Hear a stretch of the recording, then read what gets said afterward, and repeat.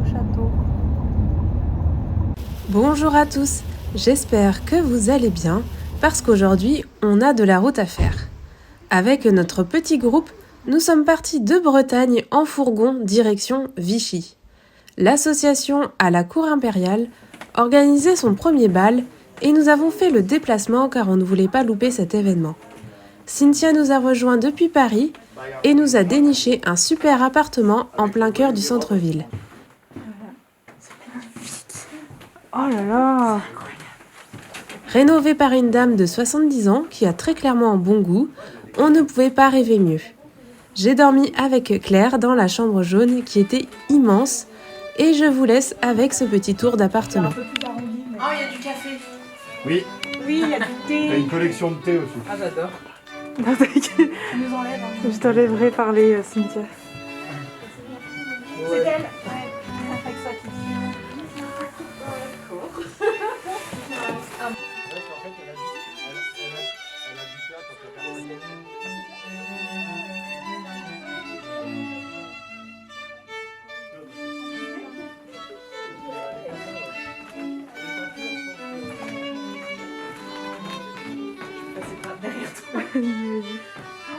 C'est incroyable.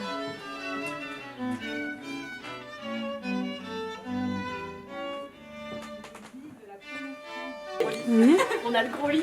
Oh, on a le king size. Ouais. Non, on a celui-là. Non, l'autre. Non, il est petit celui-là par rapport au king. Ça n'a rien à voir. Je vais dans le salon.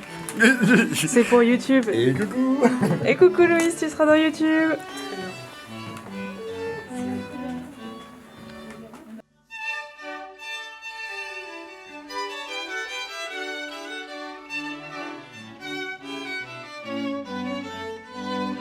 Faut que ce soit un vlog naturel aussi quand même. Qui veut piquer une chips? T'étais en pilou-pilou. Attends, faut qu'on voit ça.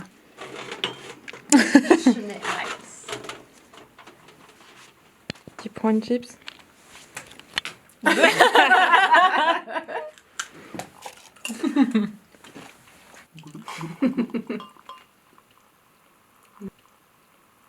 Merci. Joyeux anniversaire. Joyeux anniversaire. Joyeux anniversaire. Un vœu. Un vœu.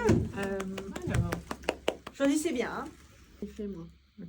T'es prête? Ouais, 1, Un, 2, 3. Allez, bon C'est chance. celle qui s'arrête jamais. Ah, c'est du bouger magique. Après avoir fêté non pas un anniversaire mais deux, Laïe et Claire sont nés le même jour. Nous nous sommes réveillés sous la grisaille. Et comme nous étions arrivés du vendredi, nous avions toute la journée de samedi pour visiter la ville. Vas-y.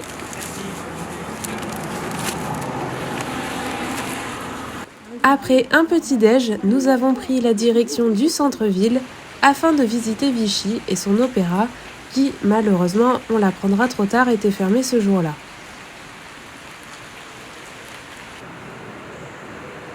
Vichy, c'est une ville thermale. Les personnes viennent en cure pour les eaux chaudes qui sortent de plusieurs sources. Il y en a 9 encore exploitées aujourd'hui. Parmi les plus connues, la source des Célestins, la Grande Grille, Chaumel, Lucas ou l'Hôpital. On les trouve dans le hall des sources où on peut les goûter directement. Elles sont riches en minéraux et servent pour les cures ou les soins. Et avec ce temps pluvieux, vous ne trouvez pas que ça devient presque de l'ASMR ? Attendez, bougez pas. C'est pas du tout dit que comme ça. Ah non, Cynthia, elle fait pas. Ah.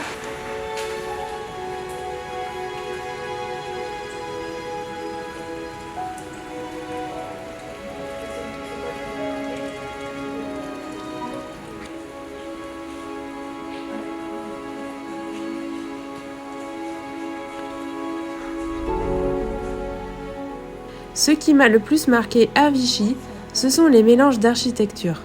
Il y a le style haussmannien avec ses immeubles élégants en façade de pierre claire, des balcons en fer forgé qui sont en opposition avec les bâtiments Art Nouveau où tout devient plus libre, plus courbé, plus végétal. On voit des lignes sinueuses, des motifs floraux, des ferronneries qui ondulent comme des plantes. Et il y a ce motif qui revient partout, le chardon.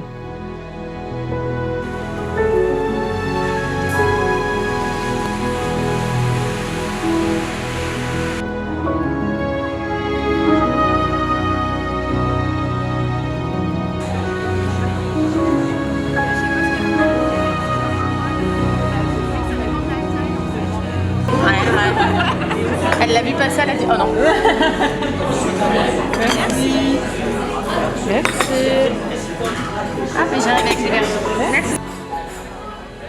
Après avoir fait un tour de la ville, nous nous sommes posés dans un café que nous avions repéré quelques heures auparavant. Le temps de reprendre des forces et de se réchauffer, puis de reprendre notre visite.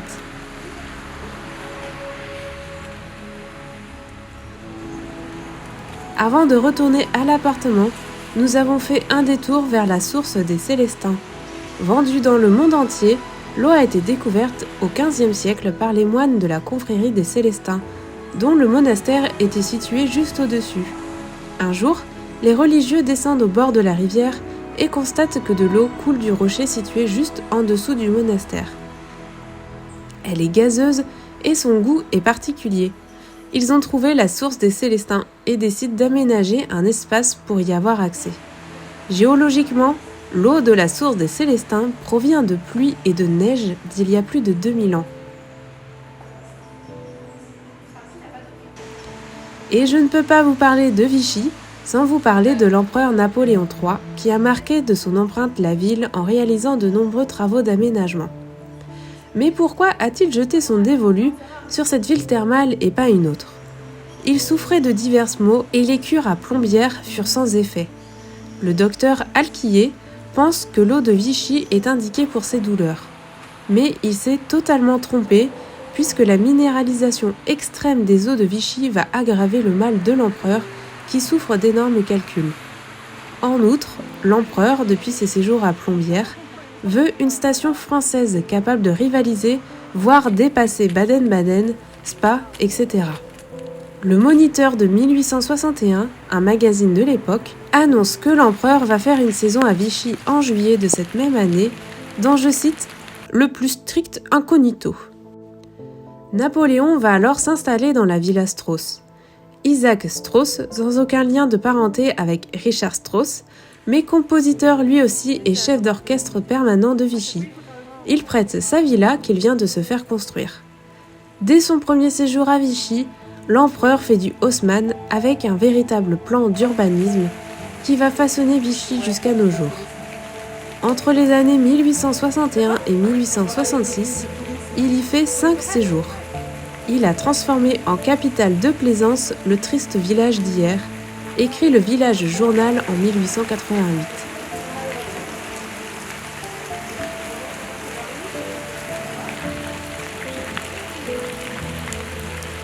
Il fait ouvrir de nouvelles routes, endiguer l'Allier, élever des bâtiments publics comme l'hôtel de ville, l'église, la poste et le télégraphe.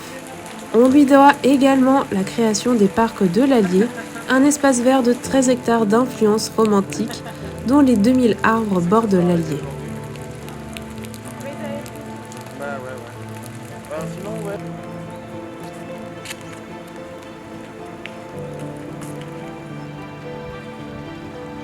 Mais au vu de ses allers et retours, il ne peut continuellement demander la ville à Strauss. Ainsi, un premier chalet, dit chalet Marie-Louise, est construit entre 1862 et 1863. Mais l'empereur n'apprécie pas la disposition des balcons, donnant sur la rue et nuisant à son intimité. Les curieux viennent le voir ou le saluer depuis le boulevard quand il sort fumer ou prendre l'air au balcon. Aussi fait-il construire 2 autres chalets dans le même style juste à côté mais avec des balcons donnant sur le parc. Le chalet de l'empereur et le chalet d'Eugénie pour l'impératrice qui lui est destiné. Un jour de promenade dans le parc et alors qu'il se promène en compagnie de son épouse Eugénie, un épargnol qui n'est autre que celui de sa maîtresse, Marguerite Bélanger, accourt pour le fêter. Furieuse et comprenant la supercherie, l'impératrice quitte Vichy sur le champ, elle qui y venait pour la première fois n'y remit plus jamais les pieds. C'est donc seul que l'empereur profite de ses cures et surtout de ses chalets. On raconte que c'est pour se faire pardonner qu'il fit construire le chalet Eugénie, mais la splendeur du lieu ne parvient pas à contenter l'épouse bafouée par les infidélités de son époux, et elle préférera réserver son auguste prénom à Eugénie-les-Bains ou faire ses cures à Biarritz, et ne mettra plus jamais les pieds dans la ville et n'ira pas dans le chalet qui lui a été construit à Vichy. C'est sur ces anecdotes que je vous laisse. Nous sommes ensuite allés nous préparer pour le bal et je vous laisse avec les images de la soirée. À très vite pour de nouvelles aventures.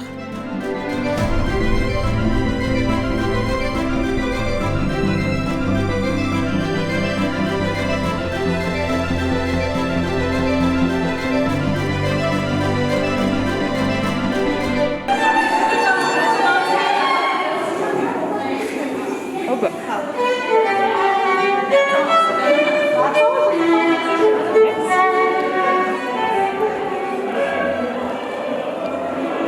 Ça va aller?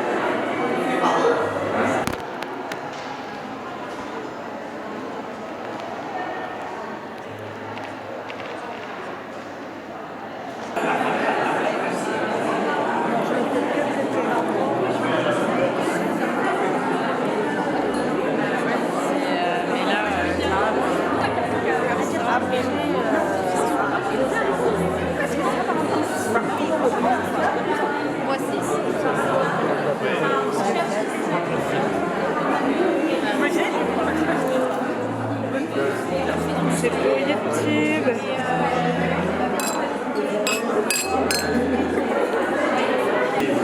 Ça fait tellement longtemps que j'ai pas fait ça. Je l'ai fait il y a pas longtemps. Mon fils m'a demandé que je lui fasse une cocotte. Et je savais plus. C'est dur, hein? Et vas-y, prends ouais, voilà, un acte et montre à la caméra. Ah waouh.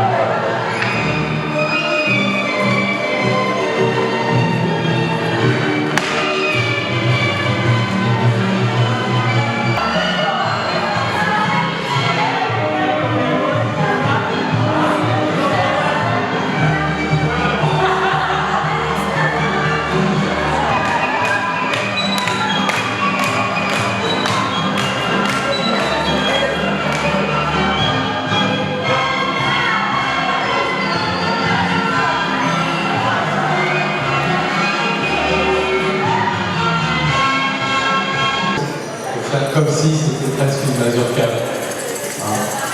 Voilà, vous choisissez. Donc on fait un aller-retour.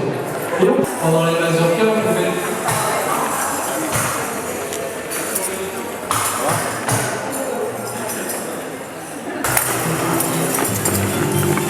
Mazurka. 1, 2,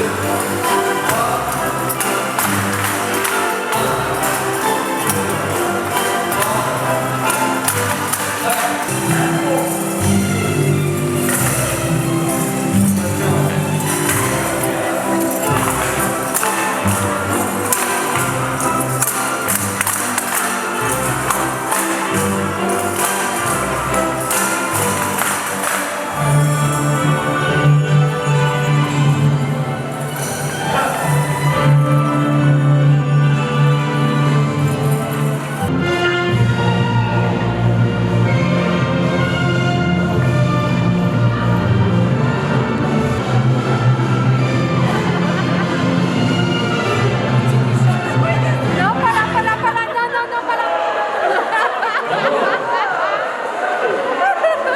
Merci à tous pour ce avis quotidien.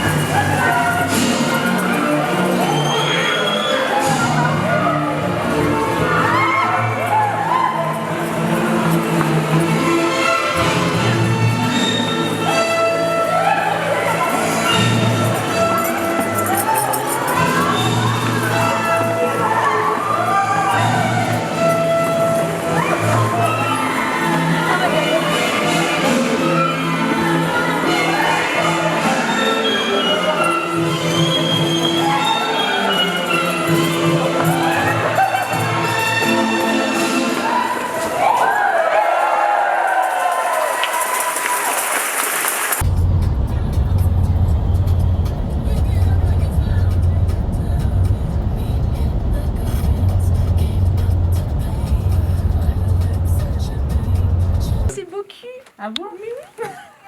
C'est un quoi? Ça fait ça fait toi japonaise. Oui, je savais pas à quoi ça servait. Je peux pas oser toucher. D'accord.